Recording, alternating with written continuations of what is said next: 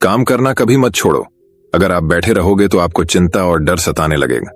भविष्य के बारे में सोचना छोड़ दो और बीते हुए कल के बारे में भी सोचना छोड़ दो। अपने वर्तमान पर ध्यान दो। जो होगा अच्छा ही होगा। ऐसी सिख गौतम बुद्ध ने कई सालों पहले उस वक्त की पीढ़ी को क्यों दी थी? इसके पीछे का रहस्य क्या है? आज इसी रहस्य के बारे में हम गौतम बुद्ध की कहानियों के माध्यम से जानेंगे। तो बिना देर किए चलिए उन कहानियों की शुरुआत करते हैं। पहली कहानी मन के सब डर काल्पनिक है। एक बार एक व्यक्ति गौतम बुद्ध के आश्रम में रहने आया। आश्रम की शांति में 2 दिन बीत जाने के बाद वह बुद्ध के पास जाता है और कहता है, बुद्ध, मेरे मन में कुछ प्रश्न उठ रहे हैं। मैं उनका उत्तर जानने के लिए यहाँ आया हूँ। बुद्ध ने कहा, पूछो, आपका प्रश्न क्या है? उस आदमी ने कहा, बुद्ध, मैं अपने जीवन से बिल्कुल भी खुश नहीं हूँ। दुखों और परेशानियों के पहाड़ ने मेरे जीवन को नर्क बना दिया है। मेरे जीवन में कुछ भी ठीक नहीं चल रहा है। मैं जानना चाहता हूँ कि मेरे साथ ये सब क्यों हो रहा है। मैं इतना बदकिस्मत क्यों हूँ? बुद्ध ने कहा, सबसे पहले तुम मुझे बताओ कि इसका कारण क्या है। आपके दुहक के लिए वे कौन सी बातें हैं जिनके कारण आप इतने परेशान और चिंतित हो गए? बुद्ध के प्रश्न पर कुछ देर सोचने के बाद उस व्यक्ति ने कहा, यह कैसा प्रश्न है? मैंने आपसे एक प्रश्न पूछा और आप उत्तर देने के बजाय पूछ रहे हैं। बुद्ध उस व्यक्ति की बात सुनकर मुस्कुराए। यदि तुम अपने दुख का कारण नहीं जानते हो तो तुम मुझसे यह उम्मीद कैसे कर सकते हो कि मैं तुम्हारे दुहक का कारण जान पाऊंगा? व्यक्ति ने कहा, बुद्ध, लेकिन लोग कहते हैं कि आप भगवान हैं। आप सब कुछ जानते हैं। आप लोगों के मन को पढ़ते हैं। तब आपको मेरे दुहक का कारण पता चल जाएगा। बुद्ध हल्के से मुस्कुराए और गंभीर स्वर में बोले, तुम यह सोचकर गलती कर रहे हो कि कोई आएगा और तुम्हें तुम्हारी सभी समस्याओं से बाहर निकाल देगा। लेकिन ऐसा कभी नहीं होगा। केवल तुम ही हो जो तुम्हें तुम्हारी परेशानियों से बचा सकते हो। महसूस करें कि आपने आत्मज्ञान प्राप्त कर लिया है तो आप अपनी समस्या का समाधान कर सकते हैं। मैं भी आपके जैसा हूं। फर्क सिर्फ इतना है कि सब कुछ साफ है। जिस दिन आपके जीवन की सभी समस्याएं दूर हो जाएंगी, उसी दिन से आपकी भी समस्या के लिए बुद्ध के पास जाने की जरूरत नहीं पड़ेगी। बुद्ध ने उस व्यक्ति से पूछा, क्या तुमने कभी किसी फूल को ध्यान से देखा है? यह सुनकर वह व्यक्ति आश्चर्यचकित हो गया और बोला, बुद्ध, फूल तो एक साधारण सी चीज है। इसे तो सभी ने देखा है। बुद्ध ने कहा, फूल एक कली है। सुबह अंधेरा होता है, दिन के उजाले में फूल बन जाता है, शाम को मुरझा जाता है। यदि फूल केवल इसी बात की चिंता करता है तो शाम तक उसे मुरझाकर गिरना ही पड़ता है। वह कभी खेल नहीं पाएगा। इस तरह अगर आप केवल अपने दुखों के बारे में ही सोचेंगे तो आप कभी खुश नहीं रह पाएंगे। इसलिए मैं आपको बताना चाहता हूं कि आपके जीवन में अभी भी बहुत सी चीजें हैं जिनके बारे में अगर आप बारीकी से देखें तो आप अभी भी खुश हो सकते हैं। आप उनके बारे में सोचकर मुस्कुरा सकते हैं। आप अंदर से खुश हो सकते हैं। आप अपने जीवन की कमजोरी के बजाय अपने जीवन के सर्वश्रेष्ठ पर ध्यान केंद्रित करें। यदि आप अपने जीवन में खुशी चाहते हैं तो आपको इस शाश्वत नियम का पालन करना होगा। अच्छे पर ध्यान देना होगा और जीवन में सकारात्मक चीजें। मैं तुम्हें सिर्फ रास्ता दिखा सकता हूं। मैं तुम्हें दिखा सकता हूं कि उस रास्ते पर कैसे चलना है, लेकिन तुम्हें उस रास्ते पर चलना होगा। बुद्ध के ऐसे शब्द सुनकर वह आदमी कुछ देर तक शांत बैठा रहा। फिर उसने कुछ सोचा और कहा, लेकिन बुद्ध, मैं चलता हूं, एक बात समझ नहीं आ रही। क्या मेरा पूरा जीवन एक ही तरीके से हल हो सकता है? बुद्ध ने बहुत धीरे से उत्तर देना शुरू किया। मान लीजिए कि कोई भविष्यवक्ता आपको बताता है कि आज शाम तक आपकी मृत्यु निश्चित है। यह जानकर आपको उन बातों की चिंता होगी जिनके बारे में आप अभी चिंता कर रहे थे। आपको याद भी नहीं होगा कि किस तरह की परेशानियां हैं और किस बात की चिंता कर रहे हैं। आप उस वक्त सिर्फ उस हकीकत के बारे में सोच रहे होंगे जिसे लोग मौत कहते हैं। अचानक आपको एहसास होगा कि जिन छोटी छोटी चीजों को आप उसकी सबसे बड़ी परेशानियां कहते थे वह कुछ भी नहीं। अचानक आपको लगेगा कि चिंता करना बेकार है। आज शाम तक मैं दुनिया छोड़ने वाला हूं और आप पाएंगे कि आपके पूरे जीवन के वे क्षण व्यर्थ हो गए जो आपने चिंता, ईर्ष्या और व्यर्थ कष्ट में बिताए होंगे। लोग बोलते तो हैं लेकिन अंदर से कभी स्वीकार नहीं करते कि एक दिन उन्हें भी इस दुनिया से जाना है। उनकी इच्छाएं इतनी प्रबल होती हैं कि वे खुद को अमर मानते हैं। सुख और दुहक दोनों ही स्थायी नहीं हैं। यह हमारे कार्यों और विचारों से निर्मित होते हैं। वह आदमी जो बुद्ध की बातें सुन रहा था टोकते हुए बोला, तो आपके कहने का मतलब यह है कि मैं हमेशा सोचता हूं कि मैं मरने वाला हूं। क्या यह सोच मेरी सभी समस्याओं का समाधान कर देगी? नहीं, ऐसा कभी मत सोचिए। आपको बस यह स्वीकार करना होगा कि दुनिया में मेरी उपस्थिति अनिश्चित है। मैं जब तक यहाँ हूँ एक खुशहाल जीवन जीऊंगा। आपके जीवन में जो भी अच्छी चीजें हो रही हैं, उनके साथ जिएं, वह तुम्हें आंतरिक खुशी और शांति देगी। अपना दिमाग ठीक करो और धीरे धीरे तुम्हारे जीवन की सभी समस्याएं समाप्त हो जाएंगी। व्यक्ति के जीवन के अधिकतर दुख उसकी इच्छा से ही उत्पन्न होते हैं, इसलिए आप अपने मन पर नियंत्रण रखें। यदि आप अपने मन का इलाज एक बच्चे के मन की तरह कर सकते हैं, तो आपको आंतरिक शांति महसूस होगी। उस व्यक्ति ने कहा कि आपने मन को नियंत्रित करने की बात कही। आप चंचल मन को कैसे नियंत्रित कर सकते हैं? बुद्ध ने कहा कि सबसे पहले तुम्हें सुख और दुख के बीच अंतर समझना होगा। आपको सबसे पहले यह जानना होगा कि आपके लिए खुशी और दुख का क्या मतलब है। इसके बाद अभ्यास के द्वारा अपने मन को इस प्रकार तैयार करना है कि आप न तो खुशी के मौके पर ज्यादा खुश हों और न ही दुखी होने पर ज्यादा दुखी हों। आपको खुद को पूरी तरह से मध्य में रखने का प्रयास करना होगा, जिसे मैं मध्यम मार्ग कहता हूं। यदि आप अपने जीवन में गहराई से उतरेंगे और यह पता लगाने का प्रयास करेंगे कि क्या चीज आपको खुश करती है और क्यों, तो अंत में आपको केवल एक ही उत्तर मिलेगा कि आप आपके सभी दुखों का कारण हैं। आपकी इच्छा, आसक्ति, इच्छा, ये सब आपके मन द्वारा निर्मित है। इसलिए यदि आप अपने मन पर नियंत्रण कर लेंगे तो आपके सभी दुख समाप्त हो जाएंगे। गौतम बुद्ध ने उस व्यक्ति से कहा कि यदि आप एक और छोटा सा काम करेंगे तो आप देखेंगे कि आपके जीवन के सभी दुख हमेशा के लिए समाप्त हो जाएंगे। बुद्ध के मुख से ऐसे वचन सुनकर वह व्यक्ति उत्तेजित हो गया और बोला, मुझे उसके लिए क्या करना होगा? बुद्ध के मुख से ऐसे शब्द सुनकर वह व्यक्ति उत्तेजित हो गया और बोला, मुझे उसके लिए क्या करना होगा? बुद्ध ने कहा कि तुम अगले 2 दिनों तक किसी से बात नहीं करोगे और कागज लेकर आशाराम के एकांत स्थान पर बैठ गए। आपको वहां बैठकर उन दुखों के बारे में सोचना और लिखना है जो आपकी परीक्षा ले रहे हैं, और उनका कारण भी लिखना है। और दूसरे पेज पर आपको थोड़ी सी खुशी लिखनी है और यह भी लिखना है कि आपको यह खुशी क्यों है। जल्दबाजी करने की कोई जरूरत नहीं है, आपके पास बहुत समय है, आप आराम से सोच सकते हैं। जाओ और सोचो और आराम से लिखो। उस आदमी ने बुद्ध को प्रणाम किया और आश्रम के कोने में बैठ गया। 2 दिन बाद वह कुछ लेकर बुद्ध के पास वापस आया, उसके हाथ में कागजात। उसे देखकर बुद्ध ने कहा, सबसे पहले तुम कागज से अपना दुख पढ़कर सुनाओ। व्यक्ति ने सबसे पहले अखबार पढ़ना शुरू किया। मेरे परिवार के सदस्य अमीर हैं, लेकिन मैं गरीब हूं और काम करता हूं। मैं अपने काम में अमीर नहीं हूं और मैं अपने काम में सहज हूं और मेरी तुलना दूसरों से की जाती है। व्यक्ति ने आगे पढ़ना शुरू किया। दूसरा, मेरे पड़ोस में बहुत से लोगों ने बचत की है, लेकिन मेरे पास बचत के नाम पर कुछ भी नहीं है। इसका पहला कारण यह है कि मैं काम कम जानता हूं, लेकिन खर्च बहुत करता हूं। आज मेरे पास बचत के नाम पर कुछ भी नहीं है। मेरी पत्नी काफी समय से बीमार है और उसकी बीमारी का कारण मैं ही, मेरी लापरवाही के कारण मैं उसे कभी किसी डॉक्टर के पास नहीं ले गया। मैंने इसे भाग्य पर छोड़ दिया। शायद यह मेरी अपमानजनक इच्छा थी कि अगर मैं बीमारी से मर जाऊं तो मैं एक खूबसूरत महिला से शादी करूंगा। चौथा, मैं मन में फ्री पैसे पाने के बारे में सोचता रहता हूं, परंतु योजना पूरी नहीं होती।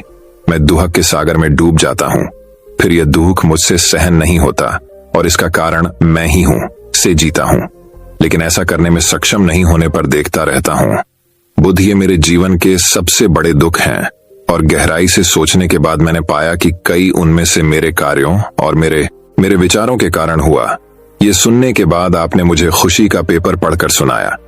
पिछले 2 दिनों में मैंने जो कुछ भी महसूस किया वैसा मैंने अपने जीवन में कहीं भी अनुभव नहीं किया।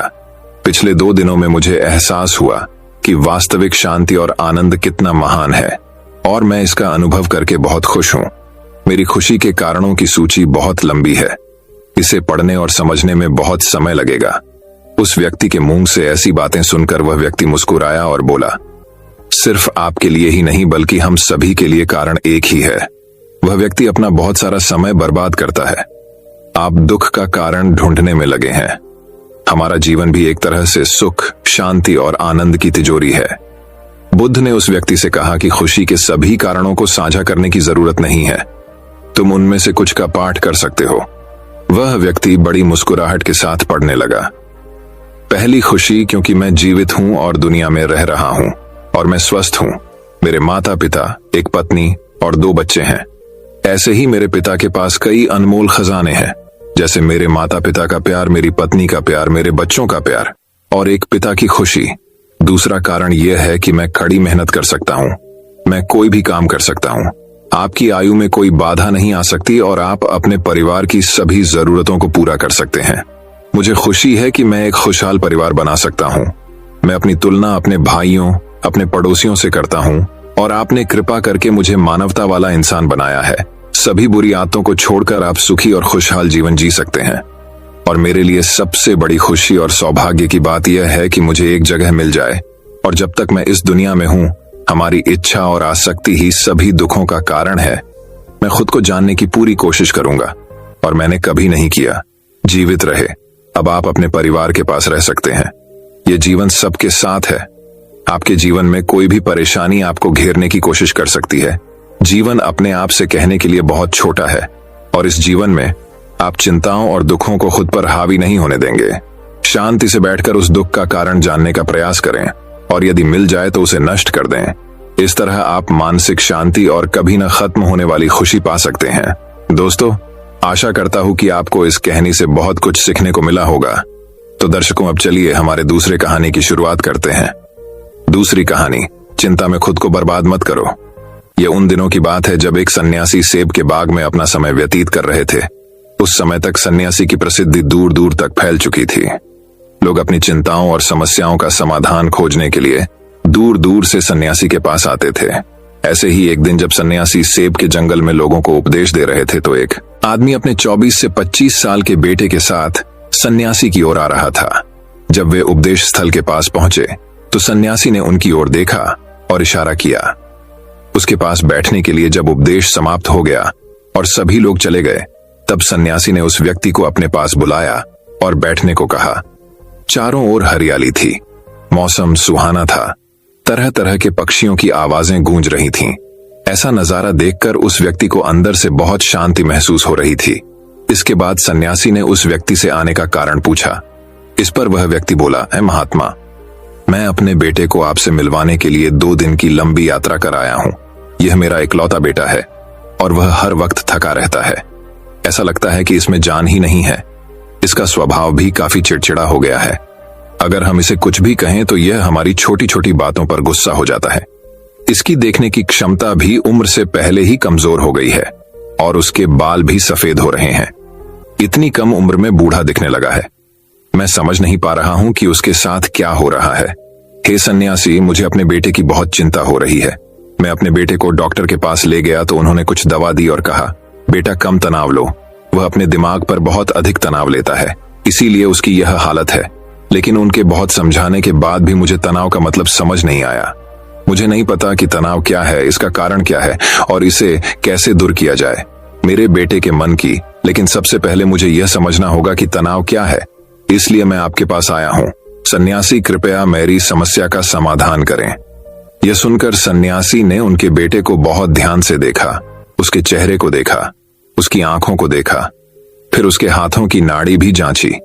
ये सब अनुष्ठान करने के बाद सन्यासी ने उस व्यक्ति से कहा कि तनाव कोई भी नहीं लेना चाहता, लेकिन फिर भी यह तनाव व्यक्ति के दिमाग को दीमक की तरह जकड़ लेता है और व्यक्ति को पता भी नहीं चलता कि वह तनाव में है। लेकिन अगर व्यक्ति तनाव के कारणों को अच्छे से समझ ले और तनाव के बारे में एक पैमाना बना ले जिससे उसे पता चल सके कि वह कितना तनावग्रस्त है, तो वह इस समस्या का समाधान भी ढूंढ सकता है। सबसे पहले यह समझ ले कि तनाव क्या है। जब भी कोई व्यक्ति काम कर रहा हो लेकिन उसका मन कल्पनाओं में भटक रहा होता है, इसलिए उसके शरीर और दिमाग के बीच एक दूरी बन जाती है। ये दूरी जितनी अधिक होती है, व्यक्ति उतनी ही देर तक बेहोशी की स्थिति में रहता है और शरीर और मन के बीच के इस तनाव को ही तनाव कहा जाता है। आखिर पसंदीदा खेल खेलने के बाद इंसान ऊर्जा और खुशी से क्यों भर जाता है, जबकि वह अपने शरीर को थका चुका होता है। लेकिन समझने वाली बात यह है कि खेलते समय दिमाग और शरीर पूरी तरह से एक साथ खेल में केंद्रित होते हैं, जिससे शरीर और मन के बीच दूरी नहीं रहती और तनाव नहीं आता, और मन में कोई तनाव हो तो दूर हो जाता है। लेकिन इसके विपरीत जब हम कुछ ऐसा करते हैं जो हमें पसंद नहीं है, तो हमारा शरीर वह काम तो कर रहा है, लेकिन हमारा मन कहीं दूर कल्पनाओं में भटक रहा है, जिससे शरीर और दिमाग के बीच दूरी पैदा हो जाती है और तनाव पैदा हो जाता है। इसलिए ऐसा करना चाहिए, एक समय में केवल एक ही काम करना चाहिए और अपने शरीर और दिमाग की सारी शक्ति उसी एक काम में लगानी चाहिए, ताकि व्यक्ति के अंदर तनाव पैदा न हो। सबसे प्रमुख कारणों में से पहला है अति महत्वाकांक्षी होना। महत्वाकांक्षी होना अच्छी बात है, लेकिन क्या आपने कभी गौर किया है कि उस आदमी का एक लक्ष्य कभी पूरा नहीं होता? उसका एक लक्ष्य पूरा नहीं होता कि वह दूसरे की ओर भागने लगता है। अगर दूसरा पूरा हो जाता है तो फिर तीसरे को, और इस प्रकार वह गोल गोल घूमता रहता है अपने जीवन में अपने लक्ष्य को प्राप्त करने के लिए। इसीलिए जो व्यक्ति अधिक महत्वाकांक्षी होता है, जो बड़े लक्ष्य निर्धारित करता है, वह कभी भी वर्तमान में नहीं रह सकता। उसका दिमाग हमेशा भविष्य की योजना बनाने में व्यस्त रहता है। उसका शरीर वर्तमान में रहता है, लेकिन उसका दिमाग भविष्य में रहता है, जिससे इंसान के शरीर के बीच दूरियां पैदा हो जाती हैं और वह तनावपूर्ण जीवन जीने लगता है।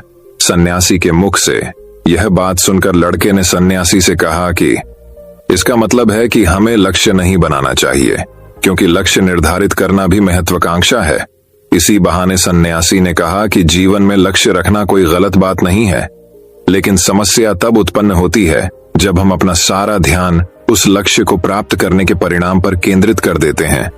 व्यक्ति को वर्तमान में जीना चाहिए। एक लक्ष्य निर्धारित करें और उस लक्ष्य को प्राप्त करने के लिए कड़ी मेहनत करते रहें, लेकिन साथ ही आपको यह भी ज्ञान होना चाहिए कि आप अभी भी वर्तमान में जी रहे हैं और वर्तमान सत्य है। सन्यासी ने आगे कहा कि ईर्ष्या तनाव का एक और बड़ा कारण है। जब कोई व्यक्ति ईर्ष्या और ईर्ष्या से भर जाता है तो उसका मन अंदर ही अंदर सड़ने लगता है। ईर्ष्या एक आंतरिक घाव है, यानी मन का घाव। इंसान के शरीर का घाव तो ठीक हो सकता है, लेकिन मन का घाव कभी नहीं भर सकता। इसलिए कभी भी दूसरों की उन्नति और खुशी से ईर्ष्या नहीं करनी चाहिए।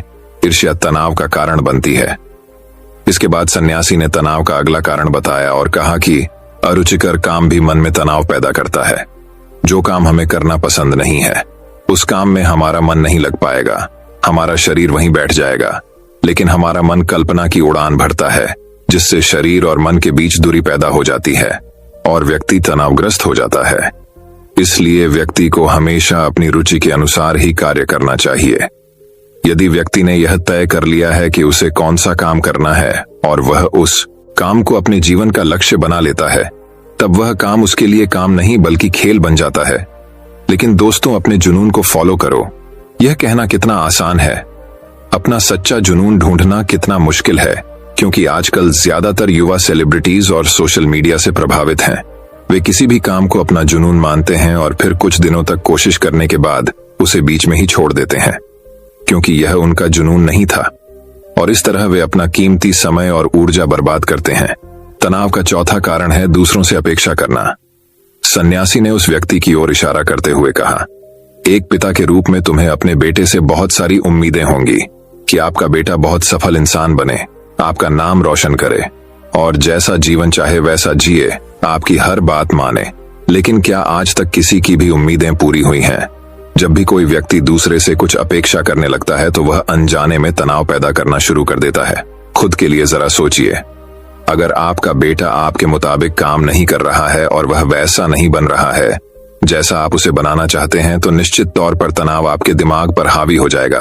आप तनावपूर्ण जीवन जीने लगेंगे और इस तनाव में आप इस तरह व्यवहार और बातचीत करेंगे कि आपके अपने बेटे के साथ संबंध बद से बदतर होते चले जाएंगे। इसलिए व्यक्ति को दूसरों से अपनी क्षमता से कम उम्मीदें रखनी चाहिए, और अगर आप पूरी तरह से तनाव मुक्त रहना चाहते हैं तो दूसरों से उम्मीद करना बंद कर दें। इसके बाद सन्यासी ने कहा कि शारीरिक कष्ट भी मनुष्य के तनाव का एक कारण है।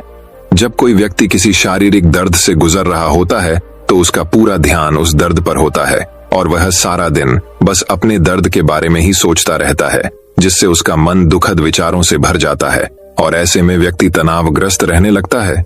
यह सब सुनकर वह व्यक्ति बोला कि हे सन्यासी, शारीरिक कष्ट किसी भी व्यक्ति को हो सकता है, तो क्या वह व्यक्ति जीवन भर तनाव में रहेगा? इसका उत्तर देते हुए सन्यासी ने कहा कि मनुष्य को यह समझना चाहिए कि हमारा जीवन दुख का आधार है। जैसे जैसे हमारा जीवन चलता है, बीमारियां आती हैं, और फिर अंत में मृत्यु आती है। इसलिए बीमारियां मानव जीवन का अभिन्न अंग हैं। इससे कोई नहीं बच सकता। यह बस किसी के जीवन में समय से पहले आता है और किसी के बाद आता है, लेकिन सबके पास आता है। जब मानव मस्तिष्क इस बात को अच्छी तरह से समझ जाएगा तो तब उसे अपनी बीमारी के बारे में सोचकर ज्यादा तनाव नहीं लेना चाहिए, क्योंकि यह हमारे जीवन का अभिन्न अंग है और इसके लिए शारीरिक व्यायाम का अभ्यास करते रहना चाहिए और स्वस्थ जीवन शैली को भी अपने जीवन में जगह देनी चाहिए, जिससे उनका शरीर लंबे समय तक स्वस्थ रहकर ठीक से काम कर सके।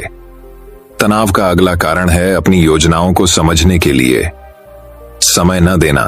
कुछ लोगों के मन में यह विचार घर कर जाता है कि वे बिना सोचे समझे उस पर काम शुरू कर देते हैं, और जब उन्हें उस काम में असफलता मिलती है तो वे तनाव से भर जाते हैं, क्योंकि उन्होंने उस काम को शुरू करने से पहले उस काम के बारे में पूरी जानकारी इकट्ठा नहीं की थी। किसी भी कार्य को शुरू करने से पहले व्यक्ति को उसके अच्छे और बुरे परिणाम के बारे में ठीक से विचार कर लेना चाहिए। व्यक्ति को यह भी अच्छे से सोचना चाहिए कि यदि यह योजना सफल नहीं हुई तो इसके बाद मैं क्या करूंगा। इसलिए व्यक्ति को अपनी योजनाओं को समझने के लिए पूरा समय देना चाहिए, ताकि बाद में वही योजना तनाव पैदा न कर दे। तनाव का 7वां सबसे बड़ा कारण टाल मटोल है। आज का काम कल पर डाल देना। आपने यह कहावत तो सुनी ही होगी कि आलस्य मनुष्य का सबसे बड़ा दुश्मन है। मनुष्य अपने आलस्य के कारण आज के काम को कल पर टाल देता है और फिर टालना उसकी आदत बन जाती है। टालमटोल करने वाले का काम कभी भी समय पर पूरा नहीं होता है, और अगर किसी कारण से हो भी जाता है तो उतना अच्छा नहीं होता जितना हो सकता था, और फिर यह बात इंसान के अंदर तनाव पैदा करती है। लेकिन आखिरी समय पर टालना या ना करना एक आदत है, इसलिए न चाहते हुए भी व्यक्ति बार बार इस आदत का शिकार हो जाता है और फिर काम को टालता रहता है, और फिर जब काम की समय सीमा नजदीक आ जाती है तो वह उस काम को पूरा करने की कोशिश करता है। इसलिए तनाव मुक्त रहने के लिए व्यक्ति को काम को टालने की आदत को छोड़ना होगा, और यह तभी संभव है जब लोग काम को समय से पहले पूरा करने का प्रयास करेंगे। तनाव का आखिरी और सबसे बड़ा कारण है ज्यादा सोचना। लगातार सोचना भी एक बीमारी है, और यह उन लोगों में सबसे ज्यादा पाई जाती है जो कल्पनाएं करते हैं, जो अतीत की घटनाओं के बारे में सोचते रहते हैं और जो भविष्य के बारे में बेतहाशा अटकलें लगाते हैं। इसलिए व्यक्ति को ज्यादा सोचने की आदत पर अंकुश लगाना चाहिए। उसे जितना हो सके खुद को काम में व्यस्त रखने की कोशिश करनी चाहिए और प्रतिदिन ध्यान के अभ्यास को अपने जीवन का हिस्सा बनाएं। सन्यासी के मुख से ये सभी बातें सुनकर वह व्यक्ति हाथ जोड़कर बोला, हे सन्यासी, मेरा बेटा अभी सिर्फ 20 साल का है और उसे इतनी समझ भी नहीं है कि वह सभी बातों का पालन कर सके। कृपया तनाव दूर करने का कोई आसान तरीका बताएं, ताकि मेरा बेटा भी उसे अपना सके और तनाव मुक्त रह सके। उस व्यक्ति की यह विनती सुनकर सन्यासी ने कुछ सोचते हुए उत्तर दिया, यदि आप इतनी सारी बातों का पालन नहीं कर सकते तो इसके लिए एक बहुत ही आसान तरीका है। आप एक समय में एक ही काम करने पर ध्यान केंद्रित करते हैं। आप उस समय जो कर रहे हैं बस उसी पर ध्यान केंद्रित करें, और यदि आपका मन भटकता है तो जैसे ही आपको याद आए अपना ध्यान उस काम पर लौटा दें। तनाव मुक्त रहने का यह सबसे आसान और अच्छा तरीका है। जब आप खाएं तो केवल खाएं, उसके स्वाद का आनंद लें, उसे महसूस करें। जब आप चलें तो अपना ध्यान केवल चलने पर केंद्रित करें। इससे आपका दिमाग और शरीर दोनों एक ही जगह पर केंद्रित रहेंगे। दोनों के बीच कोई दूरी नहीं रहेगी, जो तनाव का मुख्य कारण है। दोस्तों, आज की युवा पीढ़ी एक ही समय में 2 या 3 काम करने की आदी हो गई है, जैसे फोन पर बात करते हुए गाड़ी चलाना, खाना खाते समय टीवी देखना या फोन का इस्तेमाल करना। और फिर उनकी शिकायत रहती है कि मैं तनाव में रहता हूं, मेरा मन बेचैन रहता है, मैं चिड़चिड़ा हो गया हूं। जब कोई व्यक्ति एक समय में 3 काम करता है तो यह स्वाभाविक है तनाव उत्पन्न होना, क्योंकि दिमाग एक समय में एक ही काम पूरे ध्यान से कर सकता है। कभी भी एक ही समय में 2 चीजों पर पूरा ध्यान केंद्रित नहीं कर पाता। इसलिए जहां तक हो सके एक समय में एक ही काम को पूरे ध्यान से करने की कोशिश करें। दोस्तों, मुझे उम्मीद है कि आपको इस कहानी से बहुत कुछ सीखने को मिला होगा। तो दर्शकों, अब चलिए हमारे तीसरी कहानी की शुरुआत करते हैं।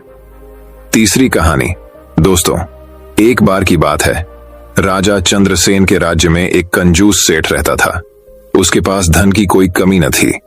पर एक पैसा भी जेब से निकालते समय उसकी नानी मर जाती थी। एक बार उसके कुछ मित्रों ने हंसी हंसी में एक कलाकार से अपना चित्र बनवाने के लिए उसे राजी कर लिया। उसके सामने वह मान तो गया, पर जब चित्रकार उसका चित्र बनाकर लाया तो सेठ की हिम्मत न पड़ी कि चित्र के मूल्य के रूप में चित्रकार को 100 स्वर्ण मुद्राएं दे दें।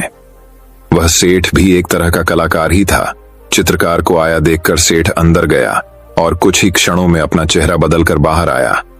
उसने चित्रकार से कहा, तुम्हारा चित्र जरा भी ठीक नहीं बन पड़ा, तुम ही बताओ, क्या यह चेहरा मेरे चेहरे से जरा भी मिलता है? चित्रकार ने देखा, सचमुच चित्र सेठ के चेहरे से जरा भी नहीं मिलता था। तभी सेठ बोला, जब तुम ऐसा चित्र बनाकर लाओगे जो ठीक मेरी शक्ल से मिलेगा तभी मैं उसे खरीदूंगा।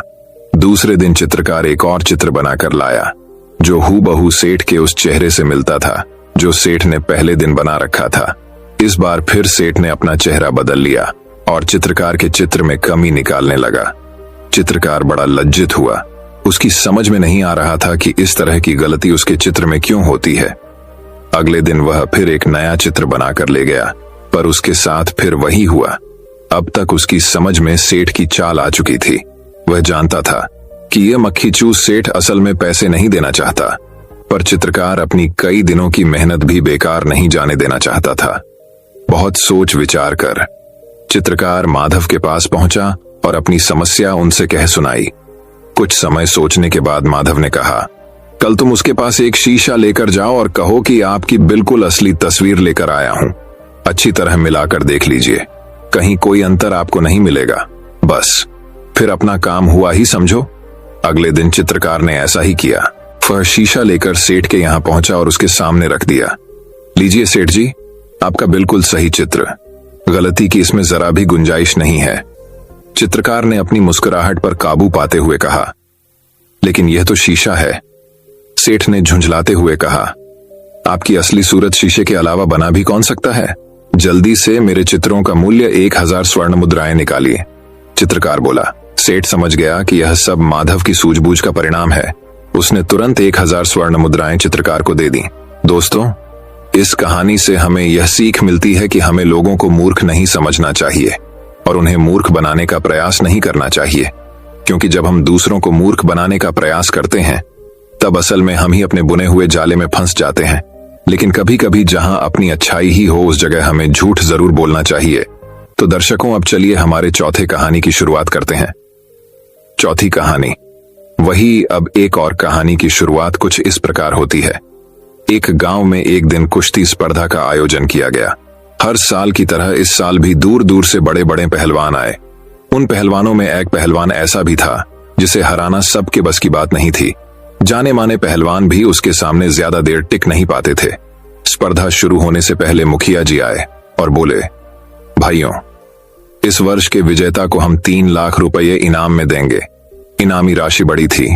पहलवान और भी जोश में भर गए और मुकाबले के लिए तैयार हो गए। कुश्ती स्पर्धा आरंभ हुई और वही पहलवान सभी को बारी बारी से चित्त करता रहा।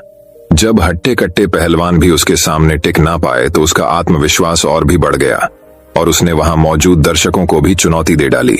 वो बोला, है कोई माई का लाल जो मेरे सामने खड़े होने की भी हिम्मत करे? वही खड़ा एक दुबला पतला व्यक्ति यह कुश्ती देख रहा था। पहलवान की चुनौती सुन उसने मैदान में उतरने का निर्णय लिया और पहलवान के सामने जाकर खड़ा हो गया। यह देख वह पहलवान उस पर हंसने लग गया और उसके पास जाकर कहा, तू मुझसे लड़ेगा? होश में तो है ना? तब उस दुबले पतले व्यक्ति ने चतुराई से काम लिया और उस पहलवान के कान में कहा, अरे पहलवान जी, मैं कहां आपके सामने टिक पाऊंगा। आप ये कुश्ती हार जाओ, मैं आपको इनाम के सारे पैसे तो दूंगा ही और साथ में 3 लाख रुपए और दूंगा। आप कल मेरे घर आकर ले जाना। आपका क्या है? सब जानते हैं कि आप कितने महान हैं। एक बार हारने से आपकी ख्याति कम थोड़े ही हो जाएगी। कुश्ती शुरू होती है। पहलवान कुछ देर लड़ने का नाटक करता है और फिर हार जाता है। ये देख सभी लोग उसकी खिल्ली उड़ाने लगते हैं और उसे घोर निंदा से गुजरना पड़ता है। अगले दिन वह पहलवान शर्त के पैसे लेने उस दुबले व्यक्ति के घर जाता है और 6 लाख रुपए मांगता है। तब वह दुबला व्यक्ति बोलता है, भाई किस बात के पैसे? अरे वही जो तुमने मुझसे देने का वादा किया था। पहलवान आश्चर्य से देखते हुए कहता है। दुबला व्यक्ति हंसते हुए बोला, वह तो मैदान की बात थी जहां तुम अपने दांव पेंच लगा रहे थे। वहां मैंने अपना लगाया, पर इस बार मेरे दांव पेंच तुम पर भारी पड़े और मैं जीत गया। मित्रों, ये कहानी हमें सीख देती है कि थोड़े से पैसों के लालच में वर्षों के कड़े परिश्रम से कमाई प्रतिष्ठा भी कुछ ही पलों में मिट्टी में मिल जाती हैं और धन से भी हाथ धोना पड़ता है। अंततः हमें कभी अपने नैतिक मूल्यों से समझौता नहीं करना चाहिए और किसी भी तरह के भ्रष्टाचार से बचकर रहना चाहिए। दोस्तों, मैं उम्मीद करता हूं कि यह कहानी सुनने से आपके जीवन में अच्छे बदलाव आए होंगे। आपको इस वीडियो से क्या सीखने मिला, ये कमेंट करके जरूर बताइए और अपने परिवार, दोस्तों या आपके करीबी इंसान के साथ ये कहानी शेयर करके उन्हें भी इस ज्ञान से परिचित करवाएं। बाकी अगर आपको ये वीडियो दिल से अच्छी लगी हो तभी इस वीडियो को लाइक कर देना और आपने अब तक इस चैनल को सब्सक्राइब न किया हो तो चैनल को सब्सक्राइब भी जरूर कर देना। आपका हर दिन शुभ हो और खुशियों से आपका जीवन भरा रहे। धन्यवाद। नमो बुद्धाय।